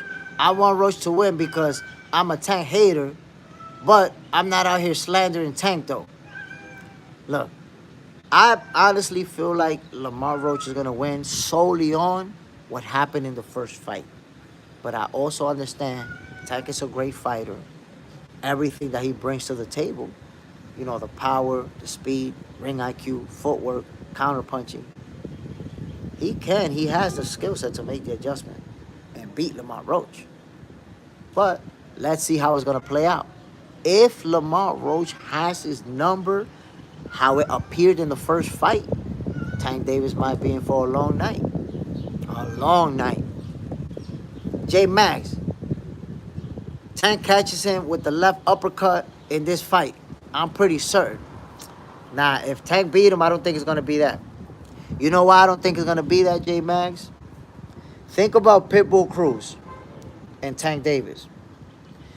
If you can't really remember that fight like that, I'm going to remind you a common theme. That counter uppercut from Tank Davis, when he, boom, he caught rollies with it. He caught a lot of people. He slept a lot of people with that punch. Boom. He couldn't land it on Pitbull. You saw it so many times in that fight. Where that punch came, Pitbull was right there. Boom. And boom. I guarantee you, Pitbull's entire training camp had a preparation section for that uppercut. And Tank was never, every time he shot it, Pitbull was waiting for it and blocking it. Because we already know with Tank Davis, hands down, man down. That's just the way it go. Pitbull Cruz was ready for that uppercut and blocked it every time in his gloves. Boom, boom. You see it hitting him really hard, but in the gloves right there. In the gloves and in the hands. I want you to think about that. So now, look at the fight with Lamar Roach. Same deal. Tank Davis could not land that uppercut. He couldn't do it. Why? Because Lamar Roach was prepared for it. He was ready. So Tank, matter of fact, Tank, look, Lamar Roach, I really can't remember other fighters doing that to Tank Davis, where Tank Davis is counterpunching and they block his counterpunch and counterpunch him. I don't think I ever seen nobody doing that. Lamar Roach was counterpunching Tank Davis' counterpunch. Somebody really has to have your number to be able to counterpunch when you're trying to set him up. And they countering that shot. My people, I clearly remember, I promise you, my peoples, and you may too. I don't remember the round. It was like the between the 8th and the 10th. I'm not sure when. But there was a moment where Tank Davis just stood in front of Lamar Roach. Just stood there. Just stood there like waiting for him to do something, right? And Lamar Roach just stood in front of him too, kind of like went like this. And then Lamar jabbed, and Tank tried to do this, like a little pullback. But Lamar Roach then was actually setting him up. So this is what Lamar Roach did. Jabbed, pulled away from the counter, bang! And caught him flush. Flush. I've never seen anyone so far be able to do that to Tank. We all know, my peoples. Tank's counter left, boom!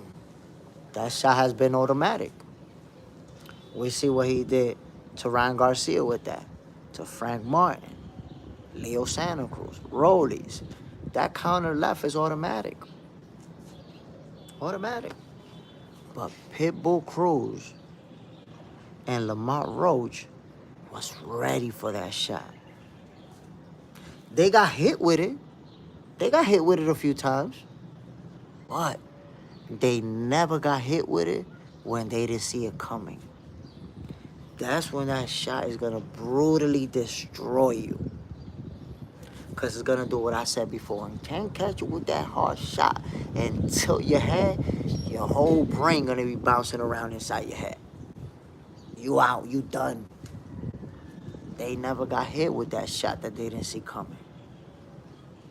So that's why I don't think if Tank Davis beat Lamar Roach, I think it's going to be because he caught him with a good shot, knocked off his equilibrium, and now Lamar Roach is not able to be the same. box the same, stay focused the same, and he gets beat. Tank Davis then takes over. Because we know Tank Davis is the type of fighter, if he hurt you, it's pretty much over. You pretty much cooked. That's just the reality. John Parham, I don't do cats.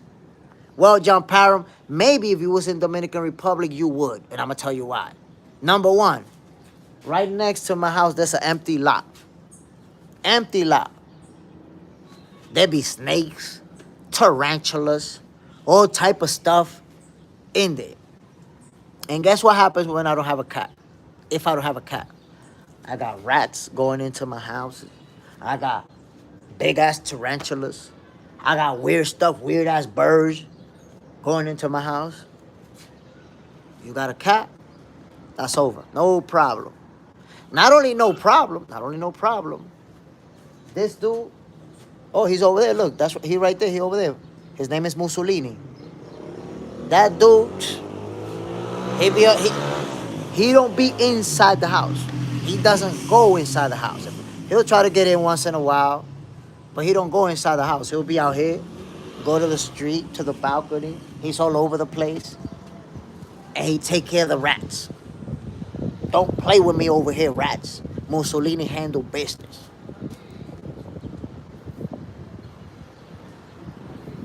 John Parham, Roach did his homework. That's a fact. Did his homework. John Parham, easy maintenance for sure. Easy maintenance? No maintenance. Mussolini just do him. He just over there.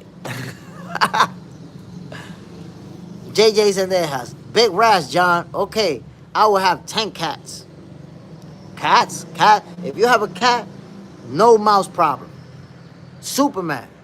So el gato haciendo mucho trabajar. Yo, Mussolini handle business. Handle business. My peoples, I want you guys to tell me this whole situation, like I haven't seen much interest in Teofimo versus Shakur. Yo, y'all not interested in that fight, my peoples? I can't believe that people not. Like, as soon as I saw a possibility, just a possibility, that they might fight, I'm all over it. I'm drooling for that fight. I'm drooling for that fight.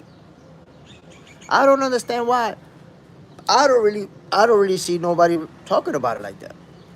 It's like it's not a big deal that these two young fighters, young, hungry lions, undefeated champions, elite, in their prime, in their 20s.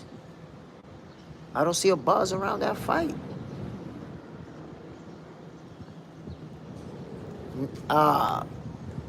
Nebene, I'm looking forward to Sims versus Duarte. Whoa. John Parham, if you in NY, you're going to need a tiger for the mass, for them big-ass rats. JJ's in the house. Fuck yeah, I hope it happens. Bro, I'm telling you, I for whatever reason, I don't see like a buzz around that. I don't really see nobody talking about it. That fight, that's a big, big fight. That's a pay-per-view fight, a big stadium fight, obviously a main event. And I already told you guys yesterday, they probably never gonna disrespect Shakur with no co-main event. For the Shakur haters, he not a main event fighter. That's what you get. He not a main event fighter. Look at that. Shakur Stevenson showed out, and Edgar Berlanga got slumped. You're gonna have the big homecoming. Edgar Berlanga, the king of New York. Look at that shit. Now Hamza Shiraz is the king of New York. Blame Edgar Berlanga for that. JJ Sendejas. A lot of us just don't think it's going to happen. I feel you.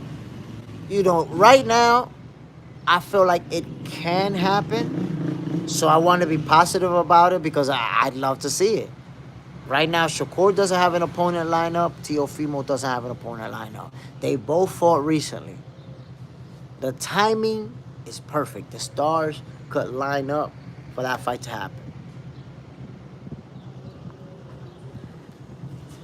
Nettie, Turkey gotta give it to us.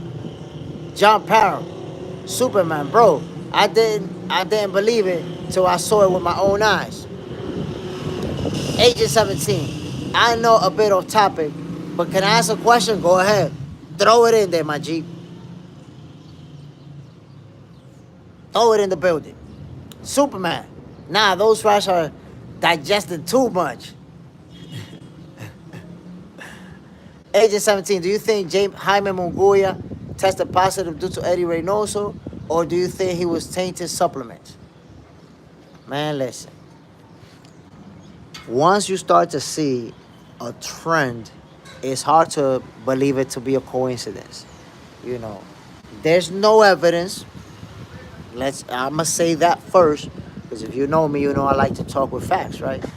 There's no evidence that Eddie Reynoso is involved in anything related to steroids. But how many? 4 or 5 of his fighters have already been popped at this point.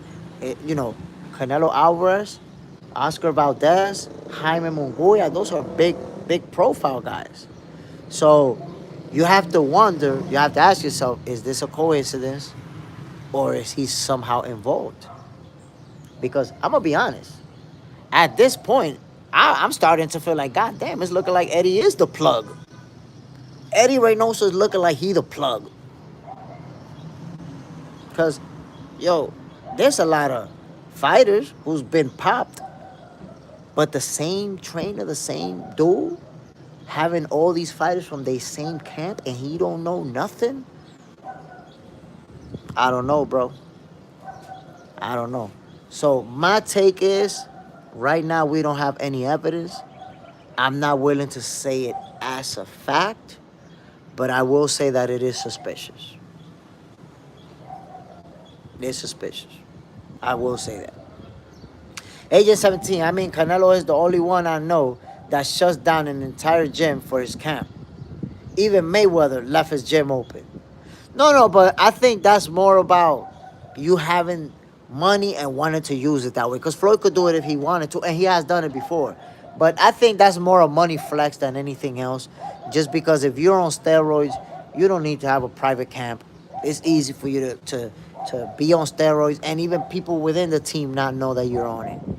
So, I don't think the shutting down the camp is related to that. But again, and when it comes to Canelo, I will say, whenever it was that he tested dirty, that was a lot of years ago. He's been tested. He's been in the VADA program, more importantly, for years, and he hasn't tested dirty since. So that's one thing that I'll point out. And another thing, of course, people hate. Canelo has a lot of haters, so they kind of will ignore the real facts of the case. Just kind of cling on to the same little piece of information. So I want to give you some facts about Canelo popping dirty that you may be aware of or you may not. But these are some facts, my peoples. When Canelo tested dirty, obviously they started, saying about the food, the tainted food, right? For clenbuterol. Well, here are some facts.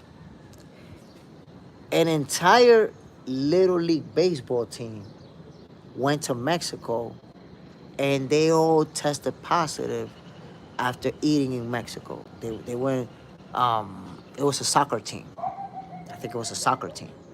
They went to play in Mexico and they were there, I don't know, a week or something like that. And they all tested positive of clenbuterol. An NFL football player, a professional football player, he went to Mexico to vacation, tested positive for clenbuterol. And he was actually exonerated because they went back, traced what he ate, and realized, yep, this guy ate that shit. So we know for a fact that clenbuterol is used in Mexico for their cattle, for their cows. And people who consume that meat can test positive for it. And that is what Canelo tested positive for. So that there's an argument in his favor. I'm going to give you another argument in his favor. if you take steroids, right? If you, let's say you do a cycle and then you cycle off, right? When you cycle off and it's been, let's say, 2 weeks, if you get tested, you're gonna test negative because you cycled off. Cool. But your hair, you could never cycle your hair off of steroids. The only way to remove steroids from your hair is by shaving your head. Because the hair that has already grown is gonna have steroids when they test it. They did a hair, and everything I'm saying, you can Google it, my peoples. They did a hair follicle test on Canelo. That test tested negative. Now, why did the test negative? The doctor says this is consistent with eating tainted food. Why? Because tainted food has such small traces of the steroid that it will not show up in the hair. The traces are so minimal that it would not have given them a competitive advantage. This is said by a doctor. So it looks like he may have actually eaten tainted food based off the findings, based on the facts. So I'm open to it. You don't see me drilling Canelo, like saying, yo, he did it. You guys don't see me doing that. But it's still, the association with Eddie Reynoso and all of the people who tested dirty, it makes it suspicious.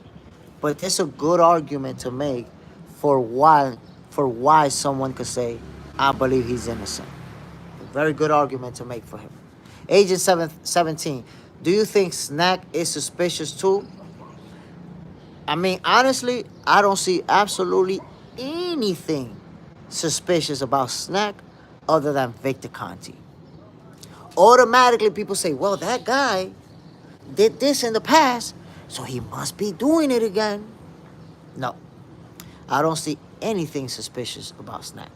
And you know why is that, my brother? I'm going to give you a take that nobody's giving you, but I want you to think about it. Victor Conti was supplying steroids to athletes in the past. He went to jail, spent time in prison, lost his business, right? And started over with a new company, which is Snack. Do you think that this guy, oh my God, poor veggie salad is really trying hard this morning. Do you really think that Victor Conti, a guy who already spent jail time, who's gonna be under federal surveillance, who's gonna be under the microscope, so you think that he really came out Bill Snack and has been supplying steroids all these years and he ain't been caught? Or maybe he just decided to use his expertise to make great products. Think about it. Is he really just selling steroids right under the microscope of the federal government? So it doesn't even make sense that the guy's selling steroids. It doesn't even make sense. What makes more sense is that he was very good at what he did before. The guy was very good. It's not just that he did steroids. Remember, this guy figured out a way to do steroids that could not be detected. He was good at what he did. But he went to jail for it because eventually he got popped. So you telling me that it makes sense that he came out of jail and is doing exactly the same thing now under the surveillance of the people who busted him? Come on, my people. That shit doesn't even make no sense. Adam, Canelo needs all the help he can get. He's going to get humiliated. He might. I know that he's going to be competitive, though. I don't think he's going to be humiliated because it's going to be a good fight, especially for those first 10 rounds. Those last few, those championship rounds, we'll see. Sanctuary Seeker, salute. Agent 17, he was the best PED person in the game, and he knew how to dilute the steroids and such. I don't know. It's just very suspicious. But that's what I'm trying to tell you, Agent 17. To you, it's only very suspicious because of what he did in the past. That's it. There isn't anything that he's doing now. He did stuff in the past, so it's suspicious. But remember, my brother, suspicious is not illegal. There's nothing wrong with suspicious that you think something, but there's really nothing wrong with it. You can't arrest somebody because it's suspicious. And not only that, even though it's suspicious, you gotta go a step further. Can he really be doing it under the watch that he's in? Right under everybody's eyes and not get caught and do it successfully for years? I don't know, bro. That doesn't make sense to me at all. JJ's in the house. Get his ass, John. Get him the fuck out of here. Boom. How we do? He on the ropes. You already know it. He on the ropes. That look like a veggie salad rope. Superman. Well, according to Charlo, he give enough supplements under the ban level. But look what you just said. According to Charlo. Come on. You're talking about according to a fighter who got pummeled by Canelo. Come on. Agent 17. I feel like this fight would have been better if it was a 2021 Canelo, not a 2025 Canelo. Agent 17, you sounding kind of like a Crawford hater right now. John Parham, Huber has been notified. Got his notification. There you go, Huber. Black Jericho, salute Jay Smith, old facts. Salute, my brother. Bam. John Parham, it is a bit odd, to say the least. Agent 17, that is very, very true. Superman, he said he was able to pass VADA test out of his own mouth. I mean, like I said, man, VADA testing, I want you guys to consider this. When you say that Victor Conti this and that and this, VADA is the entity who called Jaime Munguia. They're the entity who called Chisora. VADA is the ones that be catching people left and right. I'm gonna ask you a funny question. When is the last time you saw a boxer pop dirty via USADA? When is the last time that USADA popped a high-profile boxer? Oh, he tested positive and put him out there. Y'all think about it. So VADA, they the ones that are catching people. They the ones. That's all I gotta say. Black Jericho, he said damn near 20 years ago, medical field updates every 3 years. Facts. JJ said, now here we go, the excuses are starting. Superman, it's been forever. I mean, the excuses for Canelo started a long time ago. And look, let me show you. Think about this, Agent 17, so you can see. You're thinking about Victor Conti and Snack, and you're like, yeah, that's suspicious. So you're, in a way, you're already linking it to a guy that's going to be facing Canelo. So that's something that'll already be able to come out later. Like, oh, nah, look, because this guy was with Victor Conti. And we don't know. It's suspicious, though. It's really suspicious. So it's almost like you cannot give, you might not give somebody their flowers because of suspicion. Which, you know, you got to think about it. A suspicion mean absolutely nothing. It's exactly that, a suspicion. My peoples. Past 8 in the morning, I actually gave you guys 11 extra minutes. This show finished at 11, and y'all got 11 extra minutes from your boy Jay Smith. And I didn't even get to 30 likes. Wow. I didn't get to 30 likes, my people. Y'all done me wrong. This morning, y'all done me wrong. Agent 17, nah, bro. Buzz my top three. Canelo, Usyk, then Crawford. Yeah, but you see, you got Canelo up top, so you're favoring Canelo in the way that you're assessing it. You're like, you're leaning to. But look, Canelo Alvarez is a great fighter. He's an all-time great. He's a Hall of Famer. So I don't knock you for that. I don't knock you for going with Canelo. He's a great fighter. Crawford is gonna whoop his ass though. Crawford gonna whoop him. David, double tap that screen for the like. My people hit that like button, man. Stop ducking it. Just let it be. Let it flow. Boop. So again, my peoples, I appreciate you guys tuning in this morning. Great conversation about the sweet science. This is what we love. This is what we love. But before I get out of here, and I'm gonna start doing this every morning, I want to leave you guys with a message. This is how I'm gonna finish boxing for breakfast every morning. This is the new thing that we got going on now. My peoples, life is just one. This is one life.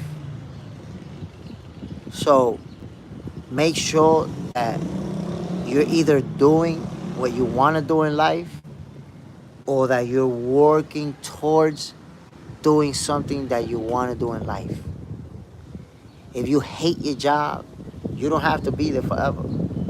If you hate the person you with, you don't have to be with them forever. If you hate whatever it is, do what you want to do in life, my people.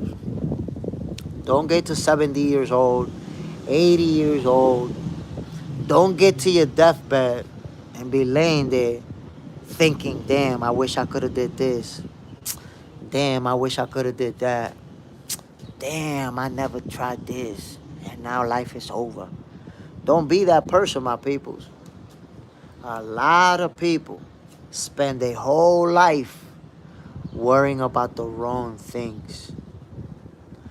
Don't worry about the wrong things, my people. Do what you want to do in life. Don't worry about, and don't compare your success to anybody's success. Your success is yours and that's it. Your wins are yours and that's it. Don't ever think, well, because I'm making, I don't know, $1,500 a week and he's making $10,000 a week, he's successful and I'm a loser. That's not the case, my peoples. That's not the case.